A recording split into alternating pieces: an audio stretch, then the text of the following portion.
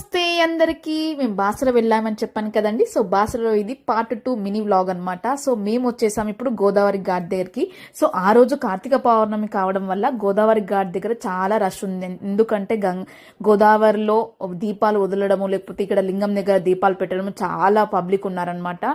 So అలాగే ఈరోజు సాయంత్రము గోదావరి ఘాట్ దగ్గర గోదావరి హారతి కూడా ఉందనమాట. సో అందుకే ఫుల్ రష్ ఉంది. సో మేమైతే ఇక్కడ దేవుని దగ్గర కార్తీక దీపం అయితే వెలిగించాము. తర్వాత మేము బోటింగ్కి అయితే వెళ్ళాము. సో బోటింగ్కి వెళ్ళాక అక్కడ గోదావరిలో దీపం కూడా వదిలామన్నమాట. ఫస్ట్ టైం నేను ఇలా నదిలో కార్తీక దీపం వదలడం నాకు చాలా మంచి అనిపించింది. కానీ గాలికి అస్సలు దీపం ఉండడం లేదండి. బట్ ఫైనల్లీ వెలిగించి అయితే కార్తీక దీపం అయితే వదిలాము. చాలా మంచిగా అనిపించింది.